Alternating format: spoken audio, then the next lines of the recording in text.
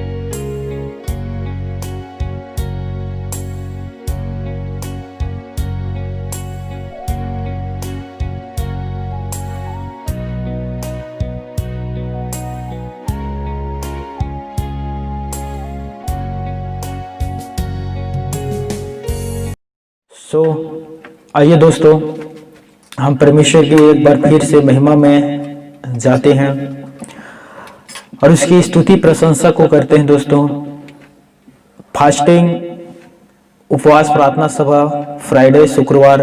और मुझे उम्मीद है कि आज की आराधना में खुदावन आपसे बातें करेगा। मुझे विश्वास है परमेश्वर पिता आपके जो भलाई उत्पन्न करता है, जो आप पिता परमेश्वर से चाहते हैं दोस्तों, उसे ईश्वर आपके जीवन पर करेगा।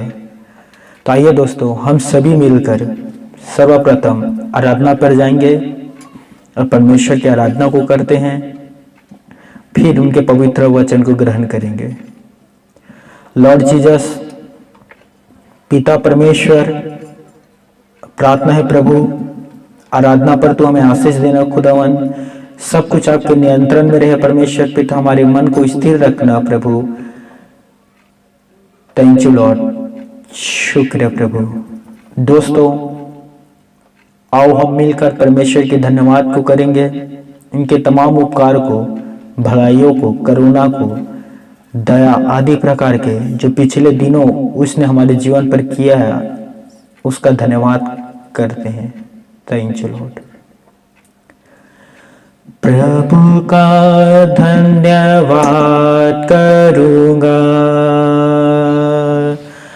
उसकी संगति में सदा रहूंगा।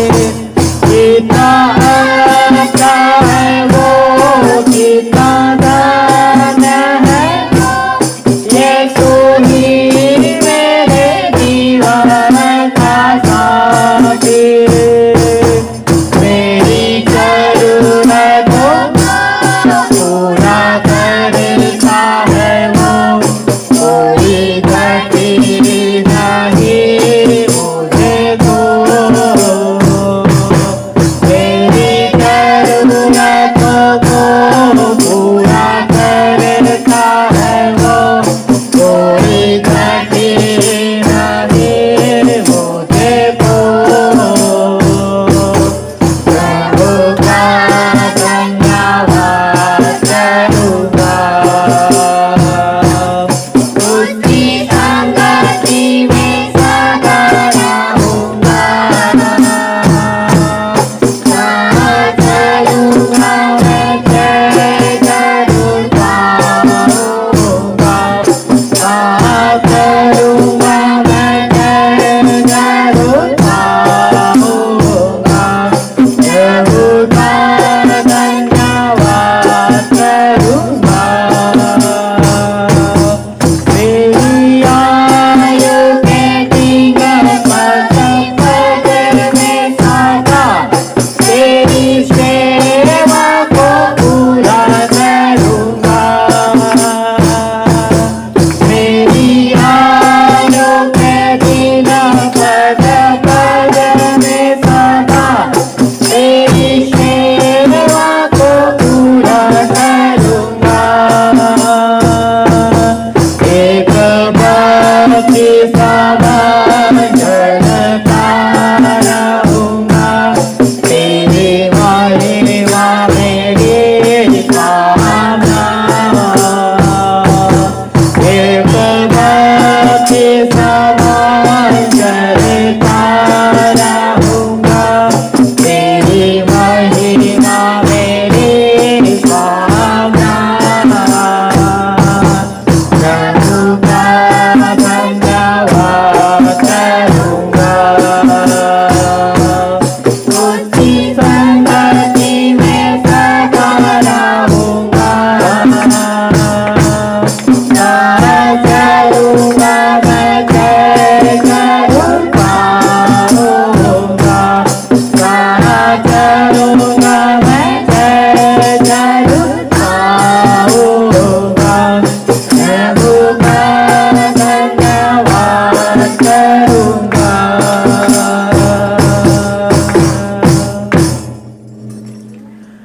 Thank you Lord. शुक्र है प्रभु परमेश्वर,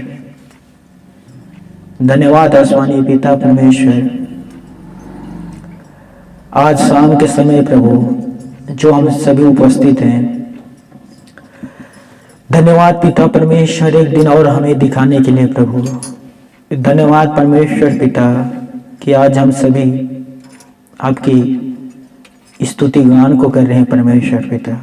थैंक यू लॉर्ड आज के इस सुंदर दिन के लिए प्रभु। शुक्र है प्रभु। लॉर्ड जीसस, प्रार्थना है परमेश्वर पिता तू हमें आराधना में बहुत ऐसा आशीष को दे पिता परमेश्वर की जैसे तुझे भाता है प्रभु। जिस आराधना को तू ग्रहण करता है प्रभु, हम उसी तरह से आपकी महिमा को कर पाए परमेश्वर पिता। लॉर्ड जीसस, प्रार्थना है परमेश्वर पिता सदा तेरी करुणा आशीष बरकत हम सभी के जीवन पर हमेशा रहे पिता परमेश्वर, और हम सदा आपके वचन पर बने रहे प्रभु।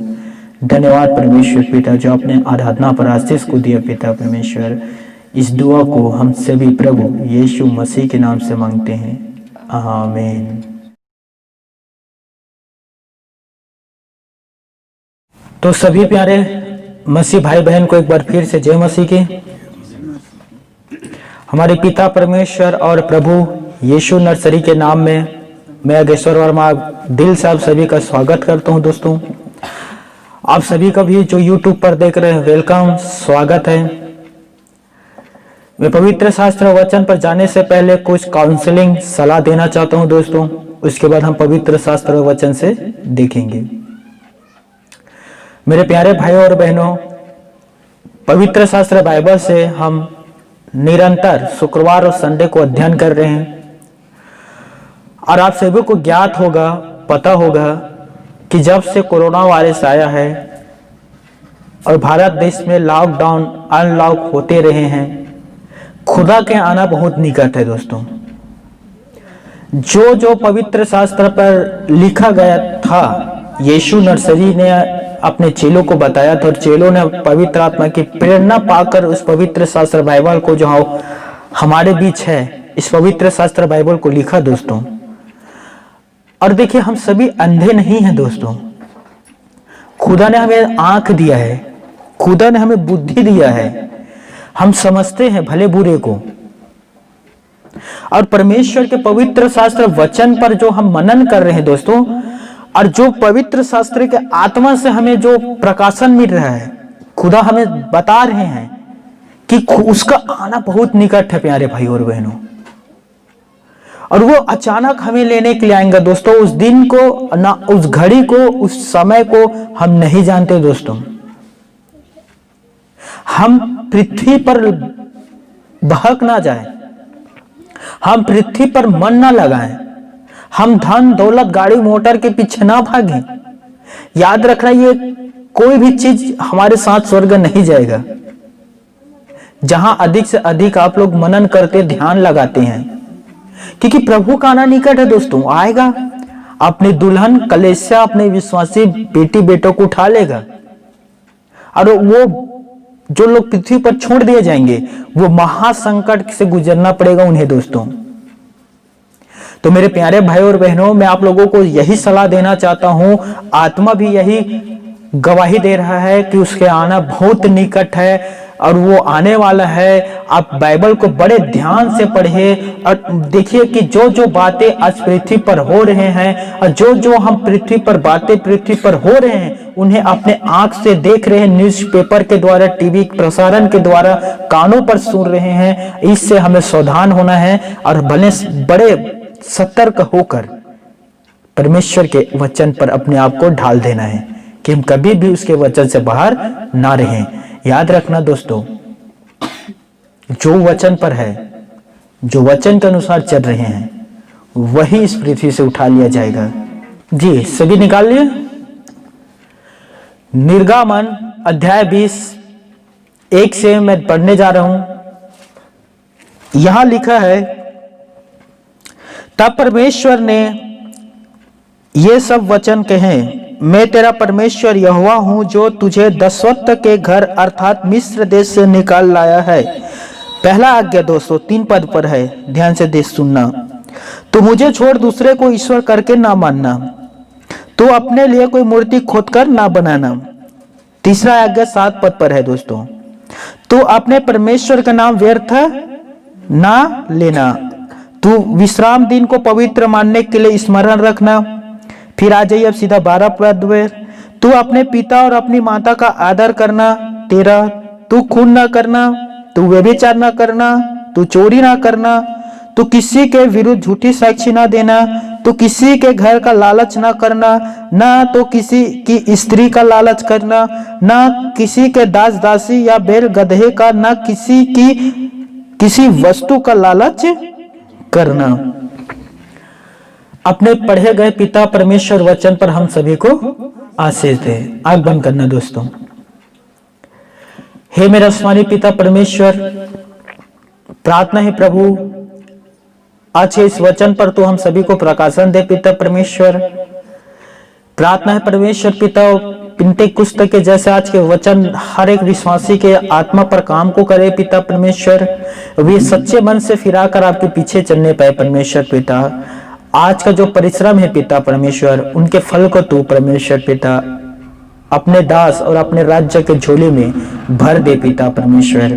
धन्यवाद प्रभु, आपने जो हमारी प्रार्थना को सुना परमेश्वर पिता।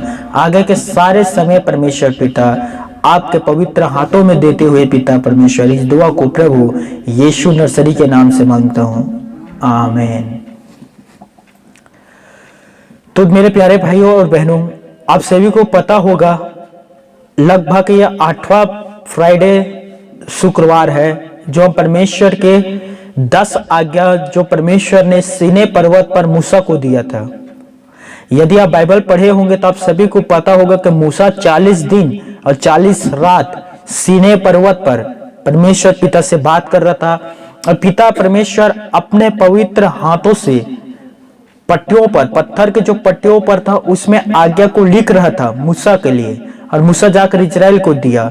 उस पट्टियों पर लिखा पहला आज्ञा, तुम मुझे छोड़ दूसरों की ईश्वर करके ना मानना। क्यों? क्योंकि परमेश्वर ही एक ईश्वर है, उसके इस स्थान पर कोई दूसरा नहीं आ सकता। ना कोई व्यक्ति, ना तो कोई वस्तु या कोई वस्तु से बनी हुई चीजें। दूसरा कहा परमेश्वर ने, तू अपने लिए कोई मूर्ति खोदकर ना बनाना। क्यों? क्योंकि मैं तुम्हारा परमेश्वर हूं। तो मैं तुम्हारा परमेश्वर हूं तो फिर मूर्ति की जरूरत क्या है? जो मैं जिंदा तुम्हारे सामने हूं तो फिर वस्तु की मूर्ति की जरूरत क्या है, यदि मैं तुम्हारा खुदा हूं। सब सभी समझ पा रहे हैं? फिर परमेश्वर ने कहा तीसरा आज्ञा, तू अपने परमेश्वर के नाम व्यर्थ न लेना। चौथा, पांचवा, छठवां, सातवां तक हम देख चुके हैं। आठवां आज्ञा आज हम जो देखने जा रहे हैं वो क्या है? तू चोरी ना करना। क्योंकि बहुत से हमारे विश्वासी भाई बहन भी है जो जाने या अनजाने में चोरी करते हैं। किसी के घर के चोरी नहीं करते, किसी के वस्तु चोरी नहीं करते, लेकिन परमेश्वर के समय के चोरी करते हैं। मैं आने वाले अभी बताने वाला हूं, आगे ध्यान से सुनना। अपने पड़ोसी के विवाह व जीवन की सुरक्षा करने के हेतु आज्ञाओं के बाद अपने पड़ोसी की संपत्ति की सुरक्षा करने की बारी आती है। दोस्तों, हमने पिछले वचनों पर देखा था कि अपने पड़ोसी के हमें क्या करना है? अपने जैसे प्रेम करना है, अपने पड़ोसी से मोहब्बत को रखना है जैसे हम अपने शरीर से प्रेम को करते हैं। अब अपने पड़ोसी से हम प्रेम करते हैं तो उनकी संपत्ति से भी प्रेम करेंगे और उनकी संपत्ति को हमें छूना नहीं है।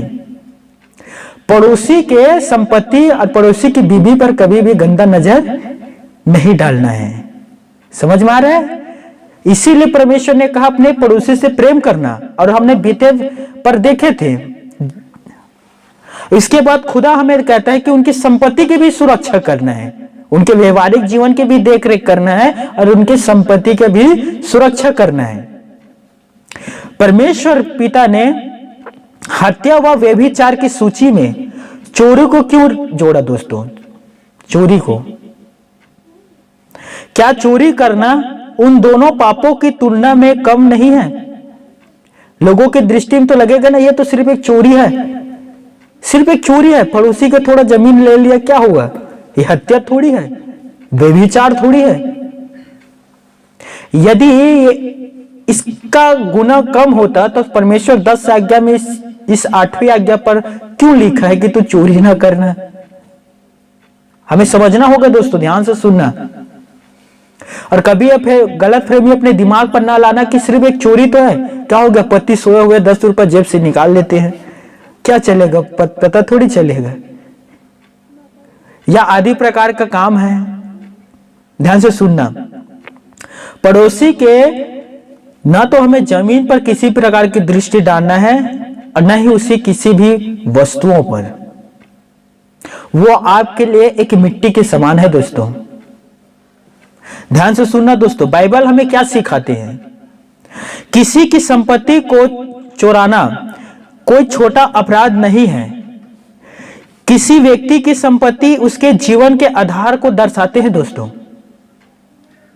जैसे संपत्ति की चोरी की तुलना किसी व्यक्ति के जीवन से अवसर को चुरा लेने के समान है। दोस्तों, आप सभी को इन बात का पता होगा कि जिसके संपत्ति है, जमीन है, घर है, पैसा है, आदि प्रकार का जीवन निर्वाह करने में सहायक तत्व है। वो हर एक व्यक्ति के जीवन निर्वाह अर्थात जीवन जीने में एक सहायक तत्व है। दोस्तों, और इन वस्तुओं को चुरा लेने का अर्थ है कि उसके जीवन निर्वाह को तोड़ डालना। क्योंकि आपको सबको पता है, मान लीजिए किसी के पास 10,000 पैसा है और वो 10,000 पैसा अपने पास रखा है कि अपने जीवन निर्वाह करूंगे, और उसका बहुत सारा योजना है कि 10,000 में मैं 2,000 का मैं चावल खरीदूंगा, 500 रुपए का मैं क्या बोलते हैं दाल खरीदूंगा, आदि प्रकार का। हमने उसके पैसे को चुरा लिए तो उसके जीवन पर हमने डकैत डाल दिया ना, उसके जीवन को हम तो तोड़ने वाला हो गए ना। क्यों परमेश्वर ने व्यभिचार और हत्या के बाद इस आज्ञा को दिया था कि तू चोरी ना करना? क्योंकि देखिए, किसी की संपत्ति या किसी की जमीन या पैसों को हम चोरी कर रहे हैं तो उनके जीवन पर हम एक बहुत बड़ा घाव बना रहे हैं। दोस्तों, बहुत बड़ा घाव, छोटा मोटा नहीं, बहुत बड़ा घाव। मैं आप लोगों को बताना चाहता हूं, ध्यान से सुनना। लोभ और लालच की जड़ मनुष्यों में गहराई से आज ना फैलते जा रहे हैं। जैसे ध्यान से सुनना मेरे प्यारे भाई और बहनों, किसी गरीब के पैसों को ले लेते हैं आज लोग। और आप सभी को पता है कि न्यूज या टीवी पर हम देखते हैं कि किसी गरीब ने आत्महत्या कर लिया। क्यों आत्महत्या किया? क्योंकि उसके जमीन था या उसके जो पैसा था आदि प्रकार के, आप देखते हो बैंक में लोग पैसा निकाल लेते हैं, और जब उसे पता चलता है कि वो कहता है कि मेरे जीवन निर्वाह का तो एक बहुत बड़ा हिस्सा था पैसा, और वो व्यक्ति को पता चलता है तो बहुत अंदर से वो टूट जाता है और जाकर आत्महत्या कर लेता है दोस्तों। अब देखिए बहुत से हमारे किसान भाई हैं, उनके साथ भी ऐसे ही होता है। सही से उसे दाम नहीं मिलता धान का आदि प्रकार का बीज का, और सही से सही से उसके मोल ना मिलने के कारण वो टूट जाते हैं, अंदर से हताश हो जाता है और कहता है कि मैं अपने पत्नी और अपने बच्चे के जीवन को कैसे पालूंगा, और वो उसी के कारण वो जाकर आत्महत्या कर लेते। सोचिए, अब लोग जो घूस लेते हैं टेबल के नीचे से, उन लोग क्या कहेंगे, हम तो सिर्फ घूस लेते हैं, पर कहीं ना कहीं आप हत्या के कारण बनते हैं दोस्तों। एक परिवार को तोड़ने के कारण बन रहे वो। खुदा ने कहा जो कुछ तेरे पास है उसी पर संतोष कर, जो हमारे पास है हमें उसी पर संतोष करना चाहिए, संतुष्टि रखना चाहिए। दूसरे की संपत्ति पर कभी भी बुरी दृष्टि नहीं डालना चाहिए दोस्तों। ध्यान से सुनना प्यारे भाई और बहनों, आज सच्चाई ना रह गया है और झूठ आगे तेजी से निकल रहे हैं। किसी शायर ने कहा, मैं सच्चाई लेकर बाजार पर बैठा रहा परंतु झूठ बिक गया। यही तो हो रहा है दोस्तों।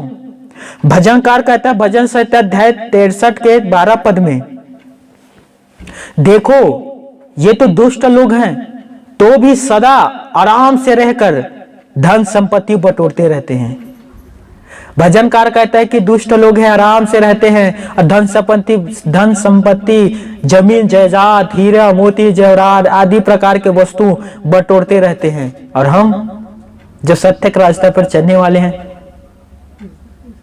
मेरे भाइयों और बहनों, बाइबल में धनी लोगों पर ज्यादातर गरीबों को लूटने का आरोप लगाया गया है दोस्तों।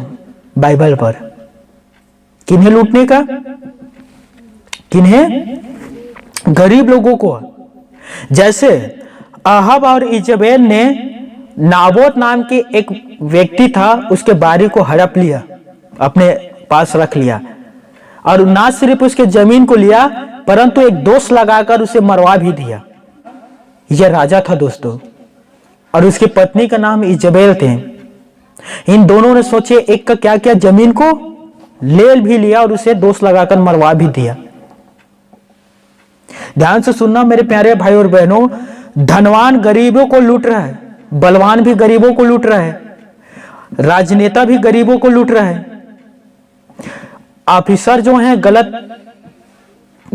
पद का गलत उपयोग कर रहे हैं, गरीबों को लूट रहे हैं। शिक्षक भी इसमें पीछे नहीं है, बहुत से शिक्षक भी भर्ती के लिए गरीबों को ही लूट रहे हैं। राजा और महाराजा भी गरीबों को लूट रहे हैं। इन लोग सब चोरी करने वाले हैं। 8वां आज्ञा का उल्लंघन करने वाला है, जिसमें कहा था कि तू चोरी ना करना। ये तो चोरी करना ही हो गया ना। अब चाहे कहीं भी चले जाए, गरीब व्यक्ति हैं, और जो पद पर बैठा है, हर एक नहीं, बहुत से लोग जो पद पर बैठा वो देख लेता है, चेहरे देख के पहचान लेंगे, अच्छा गरीब है, हाँ ये काम कर दे, हाँ 2000 लगेगा। लूट रहे हैं। मैं सच कहता हूं मेरे प्यारे भाइयों बहनों, वो 2000 रुपया वो लेगा और वो खुदा की दृष्टि में गिर गया, और वो 2000 रुपया से वो खा लेगा, लेकिन उसके पेट के जो चर्बी है ना, वो ऐसा काम करेगा, मैं क्या बताऊं। देखिए, लोगों के जीवन पर आप धूल झोंक सकते हैं, परमेश्वर के आंखों पर आप धूल नहीं झोंक सकते। परमेश्वर देखता है दोस्तों। इसीलिए हमें मसीह भाई और बहनों, हमें अपने आप को देखना होगा, सावधान रखना होगा दोस्तों, परमेश्वर के वचन पर चलना होगा। हमें चोरी नहीं करना है, हम चाहे कोई भी पद पर क्यों ना हो, हमें घूस नहीं लेना है किसी से भी। बल्कि हम किसी अच्छे पद पर हैं तो जो गरीब है उनकी और सहायता कर दिया करो। बाइबल पर लिखा है कि दोगे तो तुम्हें भी दिया जाएगा। यीशु मसीह ने पहाड़ी उपदेश में कहा था, जो कोई तुझसे मांगे उसे तू दे, और जो तुझसे उधारी लेना चाहे उससे मुंह कभी ना मोड़ना। हालेलुया। यदि ईश्वर ने हमें देने वाले में रखा है दोस्तों, तो जो कोई हमसे मांगने के लिए आता है, दिल खोलकर उनके मदद किया करना, क्योंकि ईश्वर भी देने वालों को ही देता है दोस्तों। हालेलुया।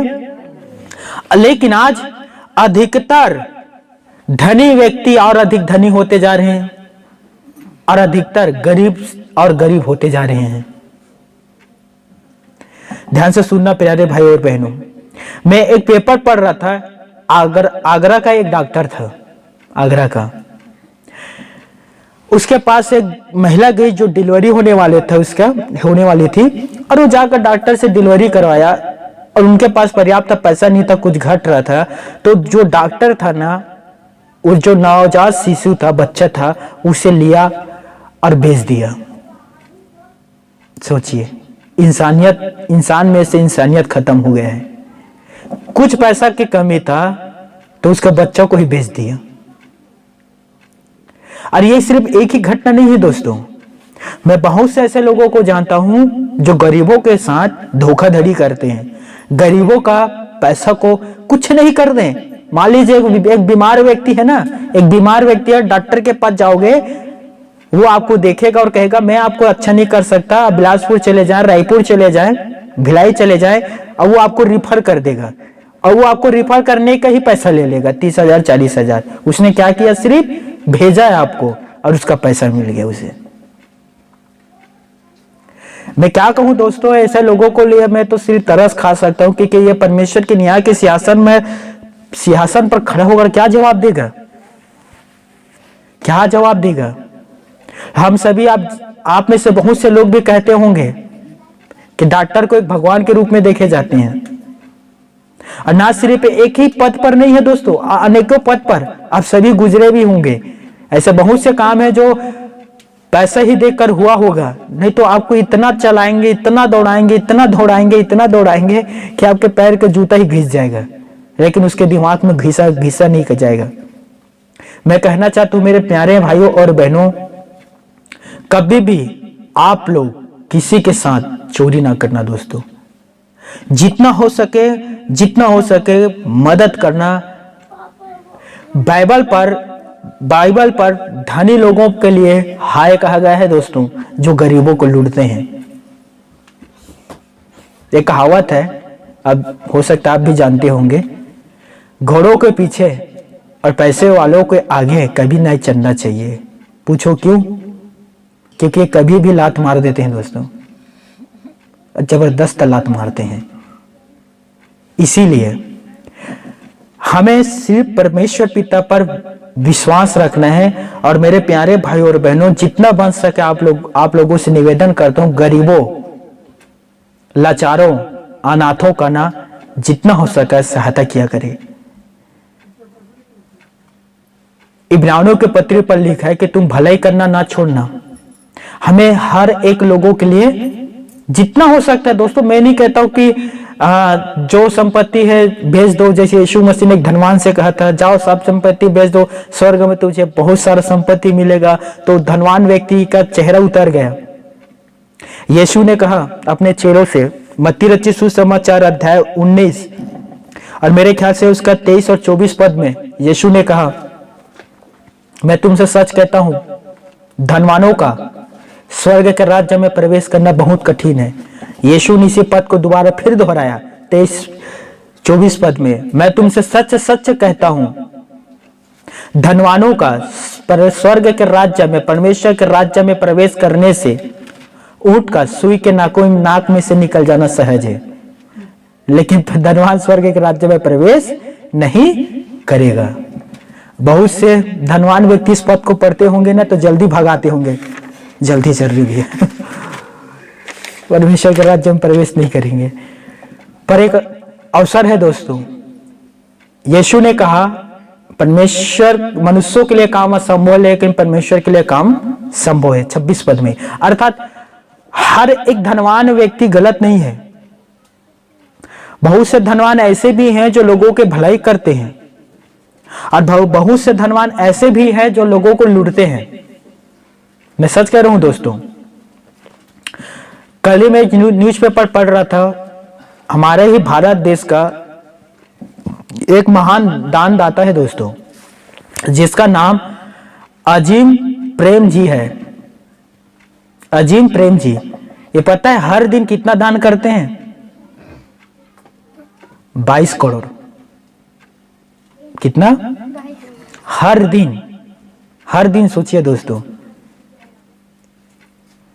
यदि ये हर दिन दान नहीं करेगा, 22 करोड़ नहीं करता, तो अंबानी से भी बड़े हो जाते हैं। ऐसे भी लोग होते हैं दोस्तों, और ऐसे भी लोग रहते हैं जो अमीर लोग रहते हैं, जो झुग्गी झोपड़ी को, गरीबों को तोड़वा कर वहां महल खड़ा कर देते हैं और हजारों के घर बर्बाद भी कर देते हैं। जितने बड़े बड़े आपको ऊंचे ऊंचे बिल्डिंग देख रहे, जाकर पूछना कैसे बने हैं, ना तो उसमें उनके पसीना लगे रहते हैं, ना लहू लगे रहते हैं। पूछना कैसे बने, बोले कि गरीबों का पसीना लहू से बना है। मेरे प्यारे भाइयों और मेरी बहनों, हर एक नहीं, मैं कह देना चाहता हूं, हर एक धनवान व्यक्ति गलत नहीं है। हालेलुया। इसीलिए प्रभु ने कह दिया कि हर एक धनवान व्यक्ति ऐसा नहीं कि स्वर्ग के राज्य में प्रवेश नहीं करेगा। जो अच्छा करते हैं वो परमेश्वर के राज्य में प्रवेश करेगा। ध्यान से सुनना प्यारे भाई और बहनों, व्यवस्था विवरण पुराने नियम पर है, ये उसका 19 अध्याय 9 और 10 पद।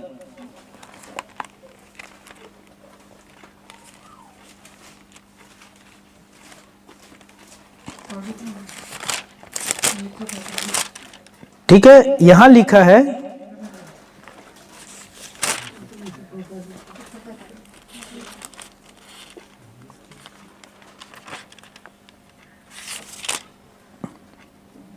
ठीक है, यहां लिखा है, ध्यान से सुनना। फिर जब तुम अपने देश के खेत काटो, तब अपने खेत के कोने कोने तक पूरा ना काटना, और कटे हुए खेत की गिरी पड़ी बालों को ना चुनना। यह परमेश्वर पिता इजराइलियों को कहते हैं कि जब तुम खेत का कटनी काटना, तो पूरे बाल को जो जमीन पर पड़े रहते हैं ना, उसे ना उठाना। अर्थात पूरे कटनी भी नहीं काटना, अगल बगल में जो तीर है उसे छोड़ देना। आगे कहते हैं, ध्यान से सुनना, और अपनी दाख की बारी का दाना ना तोड़ लेना, और अपनी दाख की बारी का झड़े हुए अंगूरों को ना बटोरना, उन्हें दीन और परदेशी लोगों के लिए छोड़ देना। मैं तुम्हारा परमेश्वर यहोवा हूं। यह पुराने नियम पर एक व्यवस्था था जो परमेश्वर पिता ने इजराइलियों को दिया गया था, जिस पर कहा गया था कि जब खेती के कटने के समय आएगा तो कुछ छोड़ देना, और जब दाग का बारी अर्थात अंगूर लगे रहेगा तो जो गिरता है कुछ छोड़ देना। किनके लिए?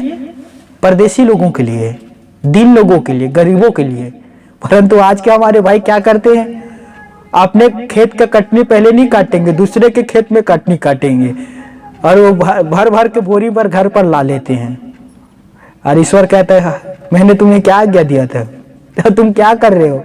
अपने खेत के कटनी काटने के लिए गया था, दूसरे के खेत में काटना शुरू कर देते हैं। मजदूर पर जाते उन्हें नहीं कहता हूं, उन्हें कहता हूं जो बुरे काम करते हैं। ध्यान से सुनना प्यारे भाई और बहनों, बाइबल पर लिखा है, पहला थिमुथियुस अध्याय 6 के 10 में, क्योंकि रुपयों का लोभ सब प्रकार की बुराई के जड़ है। दोस्तों, यह पैसा का लोभ ना दोस्तों सब प्रकार की बुराई के जड़ है। जहां यह लोभ एक व्यक्ति के जीवन पर आया, वो व्यक्ति ना स्वार्थी हो जाते हैं। उन्हें सिर्फ हड़पना होता है, इसका है लूट लो, उसका है उसे भी लूट लो, उसका उसे भी लूट लो। जहां यह लोभ आया, अब देखिए बहुत से राजनीतिक लोग दावा करते हैं ना, जब प्रचार करते हैं, आप सुने होंगे, जब आपके घर आते हैं, मैं भी आपकी जैसा गरीब हूं, मेरा भी ये झुग्गी झोपड़ी है, मैं भी बोरे बासी खाता हूं, चटनी के खाने वाला हूं। और जैसे ही पद में आएंगे, उसके बाद झुग्गी बदल जाएंगे, महल बन जाते हैं, बोरे बासी चिकन आदि प्रकार का। और देखना जहां यहां से यहां पहुंच जाते हैं। कैसे पहुंचा दोस्तों? जहां यह लोभ एक व्यक्ति के जीवन पर आता है ना, एक व्यक्ति के जीवन पर, वो व्यक्ति स्वार्थी हो जाता है। उसे अपने के अलावा कोई दूसरा नहीं सोचता। एक कहावत है, आप सभी जानते भी होंगे, सावन के अंधे को हरा ही हरा सूझता है। सावन के जो अंधे व्यक्ति होते हैं उसे सब चीज हरा ही हरा सूझता है। वैसे ही अमीर व्यक्ति सबको अमीर ही सोचते हैं। वो हर एक व्यक्ति हर एक अमीर सबको अमीर समझते हैं। ध्यान से सुनना प्यारे भाई और बहनों, हमें परमेश्वर के वचन पर मनन करना है, परमेश्वर के वचन के अनुसार चलना है दोस्तों। हमें ये चोरी नहीं करना है। हमें अपने अंदर जो लोभ है ना, स्वार्थ है, लालच है, इन्हें कभी उत्पन्न ना होने देना दोस्तों। ये बुराई के जड़ है दोस्तों। और एक बार जैसे ही जड़ आपके अंदर प्रवेश किया, आपके अंदर में ना वो बढ़ते जाएगा। वो जड़ पेड़ के जैसा जड़ बढ़ता है ना, वैसे वो बुराई और लोभ बढ़ते जाएगा। और धन बनने के कारण उसे नींद भी नहीं आता फिर दोस्तों। ये बुराई का जड़ है मेरे प्यारे भाई और बहनों। और कभी भी भीख ना जाना दोस्तों। किसी शायर ने कहा था, इतना तो अमीर नहीं हूं कि सब कुछ खरीद लूं, परंतु इतना भी गरीब नहीं हूं जो खुद बिक जाऊं। कभी अपने आप को बेचना ना दोस्तों। मेरे प्यारे भाई और बहनों, गरीब हैं परंतु विश्वास में हम लोग धनी हैं दोस्तों। और परमेश्वर के वचन भी यही कहता है। मेरे साथ आप सभी निकालना, याकूब के पत्री नए नियम पर है ये, 2 अध्याय 5 और 6 पद।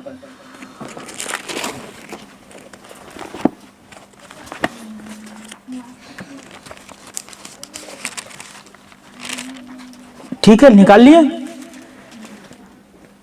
याकूब के पत्री 2 अध्याय 5 और 6 पद। देखिए यहां क्या लिखा है, मैं पढ़ रहा हूं। हे मेरे प्रिय भाइयों सुनो, क्या परमेश्वर ने इस जगत के कंगालों को नहीं चुना कि विश्वास में धनी और उस राज्य के अधिकारी हो जिसकी प्रतिज्ञा उसने उनसे की है जो उससे प्रेम रखते हैं। यहां याकूब कहता है, हे मेरे प्रिय भाइयों सुनो, कान खोलकर सुनो, क्या परमेश्वर ने जगत के कंगालों को नहीं चुन लिया कि विश्वास में धनी बने? परमेश्वर ने किन्हें चुना?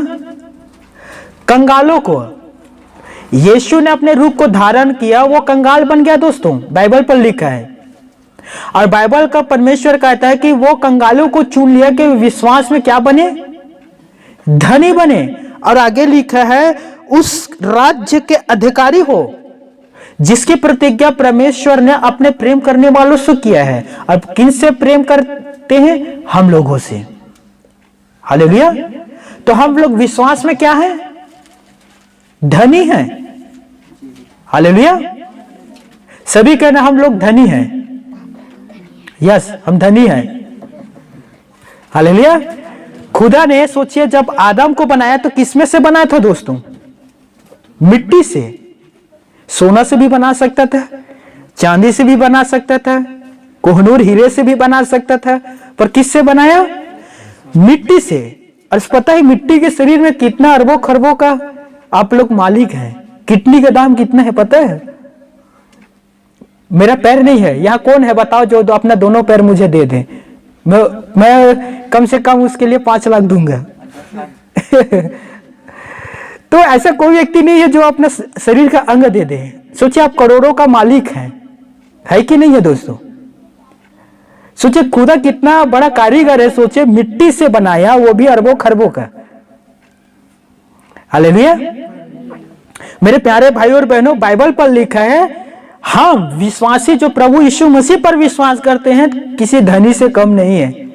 हमारे जो पिता है, अब्बा पिता भी कहते हैं, स्वर्ग पर बैठा हुआ है और सारे पृथ्वी उसका अधीन है। सोने का कारखाना उसके अधीन है, रिजर्व बैंक भी उसके अधीन है। पर वो इतना ही देता है जितना हमें जरूरत होता है दोस्तों, उससे ज्यादा नहीं देता। 6 पद पर क्या लिखा है? कोई पढ़ के सुना ना। 6वां पद पर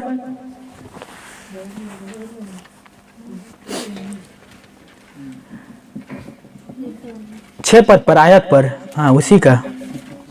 चलिए मैं ही पढ़ देता हूं, आप लोग ढूंढते रह जाओगे। पर तुमने उस कंगाल का अपमान किया, क्या धनी लोग तुम पर अत्याचार नहीं करते? परमेश्वर के वचन कहता है, क्या धनी लोग तुम पर अत्याचार नहीं करते? क्या धनी ही लोग तुम्हें घसीट घसीट कर कचहरियों पर नहीं ले जाते? गरीब लोगों पर कौन अत्याचार करते? धनवान नहीं करते हैं। याकूब 5 में लिखा है कि जो धनवान व्यक्ति थे ना, गरीबों से काम करवा लेता था और उसका दाम नहीं देता था। काम पूरा करवाते थे, दाम नहीं देता था।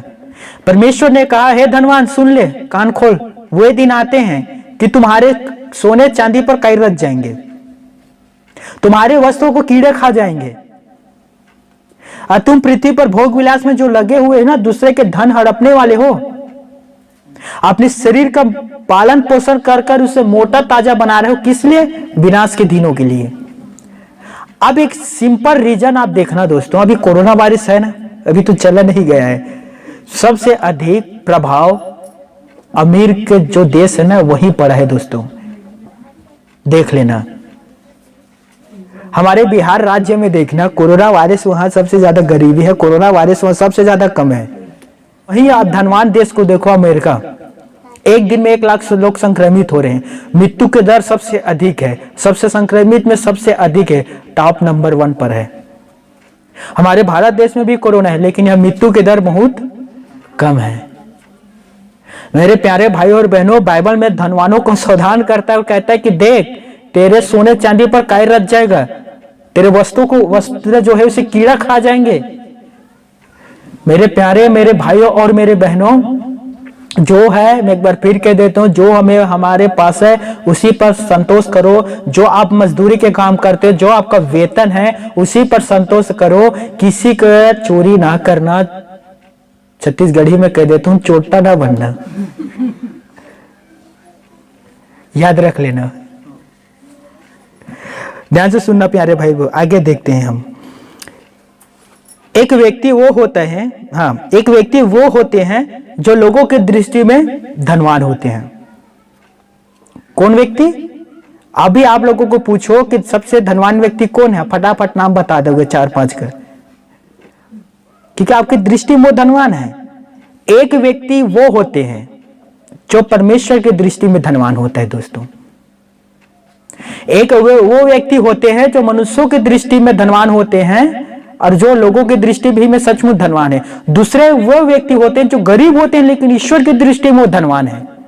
मैं बहुत से ऐसे भाई और बहन को जानता हूं, पता है, वो अभी भी सहायक करते हैं। वो गरीब ही घर के लोग हैं दोस्तों। वो क्या करेंगे, अपने कपड़ा को पहनते हैं और जहां वो कपड़ा थोड़ा से थोड़ा पुराना होते हैं, ज्यादा भी नहीं, हल्का पुराना होते हैं, गरीब को दे देते हैं। हमारे बहुत से भाई बहन क्या करते हैं, इस कपड़े को लेकर जला देंगे, आग में झोंक देते हैं। अभी देखो ना, कोई मर जाए, अच्छा कपड़ा लेकर आग में जला देते हैं। किसी गरीब को दे दो, किसी नंगा के तन को तो ढांप दो, परमेश्वर आपको आशीष देगा दोस्तों। जरूरी नहीं है कि अमीर ही आदमी गरीब का सहायता करे। यदि आपके अंदर देने की इच्छा है तो आप गरीब ही किसी की सहायता कर सकते हैं दोस्तों। बस कौन सा आत्मा होना चाहिए? देने का। Hallelujah, hallelujah. परमेश्वर के वचन भी ऐसा कहता है, ऐसे ही कहता है दोस्तों। अब देखिए, लूका रचित सुसमाचार अध्याय 12-21 पद। ऐसे ही वह मनुष्य भी है जो अपने लिए धन बटोरता है परंतु परमेश्वर की दृष्टि में धनी नहीं है। ऐसे भी पृथ्वी पर बहुत से लोग हैं जो सिर्फ अपने लिए धन इकट्ठा करते हैं, अपने लिए धन को बटोरते हैं, अपने आने वाली पीढ़ी के लिए, और कहता है कि देख, मैं 7 पीढ़ी के लिए धन इकट्ठा कर लिया, अब खुशी खुशी चला जाता हूं। जा तो ईश्वर के सामने, फिर बताएगा तुझे। एक बार खड़ा तो उसके सिंहासन के सामने, फिर पता चलेगा पृथ्वी पर क्या किया। 7 पीढ़ी के लिए धन इकट्ठा करके आ गया, गरीबों के लिए उसी में से तो लेकर किया हूं। मैं कहना चाहता हूं मेरे प्यारे भाई और बहनों, खुदा के बाइबल के पर परमेश्वर पिता कहता है, परंतु मेरी दृष्टि में वो धनी नहीं है। जो लोगों की दृष्टि में धनी है ना, वो ईश्वर की दृष्टि में धनी नहीं है। और वही ईश्वर एक गरीब को देखता है जो 2 कपड़ा 1 कपड़ा को दे देता है, और वो ईश्वर की दृष्टि में धनी है। बाइबल पर लिखा मेरे प्यारे भाइयों और मेरी बहनों, लूका रचित सुसमाचार अध्याय 6 के 36 पद में, जैसे तेरा पिता दयावंत है वैसे ही तू भी दयावंत बन। पिता कितना दयावंत है दोस्तों, भले बुरे दोनों के लिए परमेश्वर पिता सूर्य उदय करता है, भले और बुरे, धर्मी अधर्मी दोनों के लिए मेह बरसाता है, पानी गिराता है दोस्तों। हमें मदद करना है और कभी यह ना देखना कि ये धर्मी व्यक्ति कलीसिया की विश्वासी है तो विश्वासी का ही मदद करूं, अविश्वासी की भी मदद कर दो। तुम्हारा उजाला सिर्फ क्या धर्मी व्यक्ति पर ही चमकेगा, गरीबों पर नहीं चमकेगा, अविश्वासियों पर नहीं चमकेगा। तो कभी मदद करते समय ना कपट अपने अंदर ना लाना। यीशु ने कहते हैं, हे कपटी शास्त्रियों फरिसियों तुम पर हाय, क्यों? गरीबों के विधवाओं के घर को खा जाते हो। तो ऐसे कपट अपने अंदर ना लाना। मदद करना है, मुंह देख कर नहीं। समझ में आ रहा है? एक अंधा था, मैं बताऊं आप लोगों को, एक अंधा था और उसे पूड़ी बांटने के लिए कह दिया गया था। तो अंधा था, पूड़ी हाथ में ऐसे लेता था और पूछता था तू कौन है? वो कहता था सुधारू। अच्छा मेरा पड़ोसी सुधारू है, चल ले दो ले तू।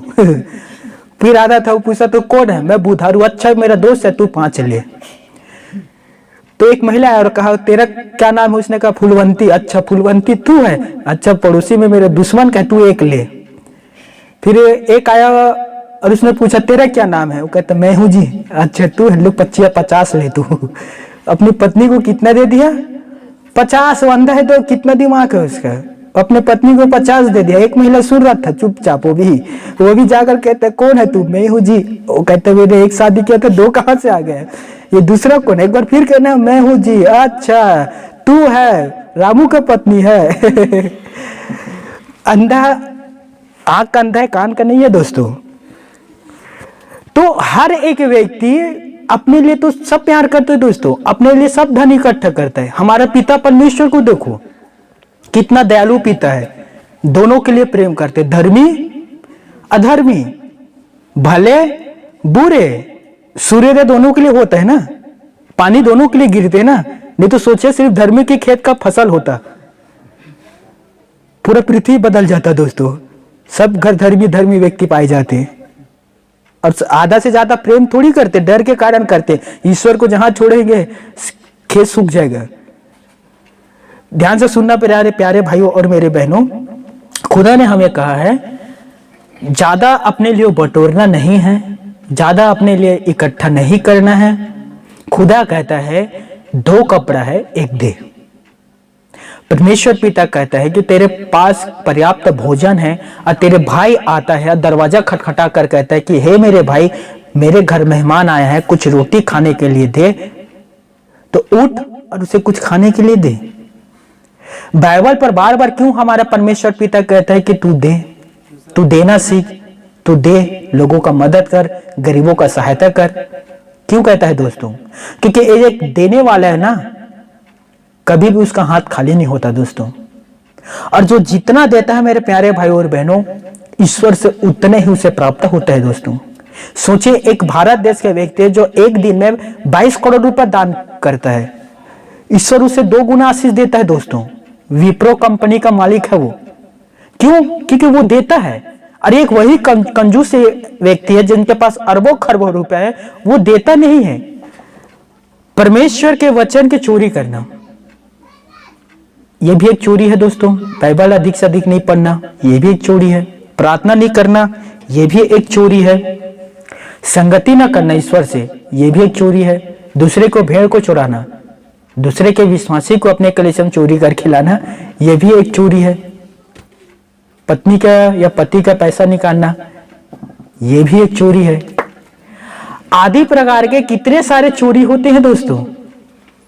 इसे बाइबल पर लिखा तू चोरी ना करना। जो कोई इसे नहीं करता वो 8वीं आज्ञा का पालन करता है दोस्तों।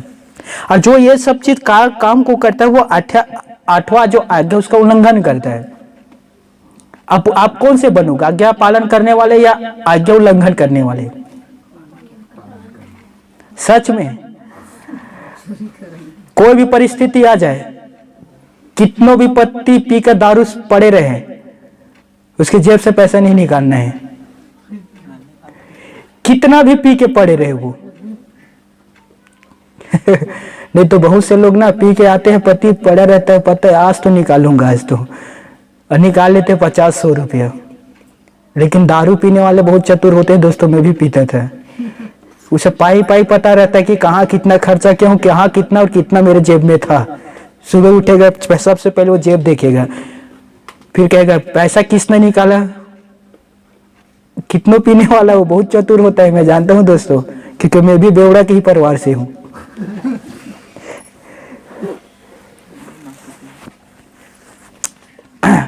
प्यारे प्यारे मेरे भाइयों और मेरी बहनों, बाइबल पर लिखा है पहला थिमुथियुस अध्याय 6 के 18 पद में, वे भलाई करें, हम भलाई करें और भले कामों में धनी बने, उधार और सहायता देने पर तत्पर रहें।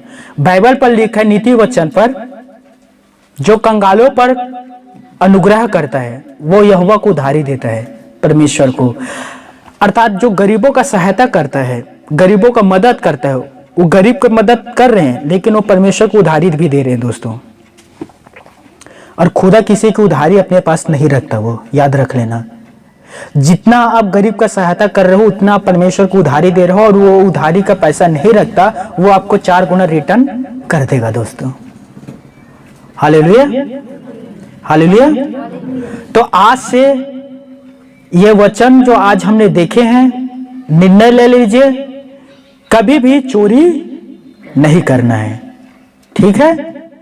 परमेश्वर की भी चोरी नहीं करना है दोस्तों। परमेश्वर की चोरी है वचन, समय के अनुसार हमें पढ़ना है, प्रार्थना समय के अनुसार हमें करना है, संगति समय के अनुसार हमें करना है, और जो समय है परमेश्वर का उसे हमें पर्याप्त देना है दोस्तों। नहीं तो हम प्रार्थना नहीं करते, बाइबल नहीं पढ़ते, संगति नहीं रख रहे हैं, कलीसिया नहीं आ रहे हैं, तो हम परमेश्वर के समय की चोरी कर रहे हैं। यह आज्ञा उन पर भी लागू होगा दोस्तों, तू चोरी ना करना। यीशु मसीह ने शास्त्री फरीसियों से कहा था कि तुम सभी वस्तुओं का 10वां अंश देते हो, अर्थात किन किन का, पुदीने का 10वां अंश देते हो, जीरे का 10वां अंश देते हो, पैसा का 10वां अंश देते हो, परंतु परमेश्वर के समय का 10वां अंश नहीं देते हो। अर्थात जो समय परमेश्वर को उन्हें भी तो दो। खाने के लिए अपना समय निकालते हो ना, पानी पीने के लिए अपना समय निकालते हो ना, बाल बच्चों के लिए, पति के लिए, पत्नी के लिए अपने समय निकालते हो ना, 4 घंटा 3 घंटा 2 घंटा डब्बा को देखने के लिए समय निकालते हो ना। डब्बा यानी समझ रहे हो, टीवी देखने के लिए समय निकालते हो ना। तो परमेश्वर के लिए समय क्यों नहीं निकालते? और जहां परमेश्वर के समय निकालेगा, हे भाई और बहनों, हमारे पिता परमेश्वर, फिर सो जाते हैं। टीवी देखते हुए क्यों नींद नहीं आता आप लोगों को? तो बड़े आंख को खोल कर देखते हैं। और जहां आप बाइबल पढ़ने के लिए बैठेंगे,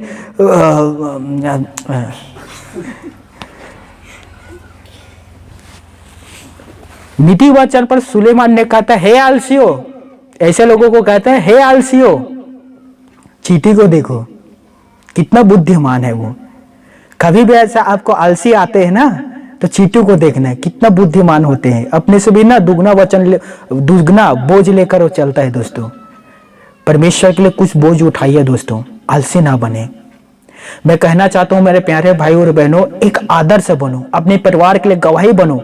जब आप अपने परिवार पर बैठकर दुआ करोगे, आप प्रार्थना करोगे, आप संगति रखोगे ना, तो आपके भाई परिवार वाले आपको देखेंगे और वो कहेगा कि सचमुच ये परमेश्वर के लिए हमेशा खड़ा रहता है, हमसे ज्यादा परमेश्वर को अहमियत देता है। तो आपके अच्छाई, आपका समय जो खुदा को देते हो, आपके भैया भाभी, आपके परिवार को लाने का एक कारण बनेगा दोस्तों। लेकिन जितना आलसी हो गए, प्रार्थना नहीं करना, बाइबल नहीं पढ़ना, आज ज्यादा से ज्यादा विश्वासी की हालत ही ऐसा है दोस्तों। वो प्रार्थना नहीं करते, बाइबल नहीं पढ़ते, वचन का प्रकाशन ही नहीं है उन पर। बस 2-4 वचन को जानते, मांगो तो तुम्हें दिया जाएगा। अब पूरे जीवन वो मांगता रहता है, प्रभु तूने कहा है मांगो तो दिया जाएगा, मैं मांग रहा हूं मुझे दे। प्रभु कहता आगे और वचन है, उसे भी तो पढ़। देख आगे आया 13 पद में क्या लिखा, सक्रिय फाटक से प्रवेश करने, क्योंकि चौड़ा है वो फाटक जिस पर लोग जाते हैं बुराई करके, नरक का फाटक, उसे भी तो पढ़। एक पर ही क्यों अटका हुआ है? मैं सच कहता हूं, ये आज का प्रार्थना हो गया विश्वासियों का दोस्तों। अब प्रभु से मांगते हैं, भैया मांगो, बहनों मांगो, लेकिन थोड़ा लिमिट में रहकर मांगो। हालेलुया। मेरे प्यारे भाइयों और मेरे बहनों, कभी भी परमेश्वर के समय के साथ चोरी ना करना दोस्तों। मैं सबसे ज्यादा चौकस रहता हूं कि जो खुदा का समय है मैं उसे दे सकूं। इसीलिए मैं लोगों से ज्यादा, परिवार से ज्यादा, दोस्तों से ज्यादा परमेश्वर के समय की अहमियत को देता हूं दोस्तों। आपको अपने परिवार को भी समय दीजिए, परमेश्वर को भी समय दो, दोस्तों को भी एक समय दो, ईश्वर को भी एक समय दो। हालेलुया। हर चीज का एक समय है, वो समय आपको देना होगा दोस्तों। हालेलुया। यदि आप बाइबल नहीं पढ़ते, प्रार्थना नहीं करते, संगति नहीं रखते, तो आप 8वां आज्ञा जो यीशु ने कहा था, तू चोरी ना करना, तू परमेश्वर के वचन के चोरी करने वाले ठहरोगे। तो ऐसा ना करना दोस्तों। परमेश्वर का अधिक से अधिक समय है उसे देना। हालेलुया। आज मैं जो आपके बीच प्रचार कर रहा हूं, मैं अधिक से अधिक समय खुदा को देता था, अभी भी देता हूं और भविष्य भी मैं देता रहूंगा दोस्तों। जब मैं पहले बार प्रभु के पास गया, जब मुझे पवित्र शास्त्र बाइबल दिया, अब कल्पना करिए मैं कितने घंटा पढ़ता था उसे दोस्तों।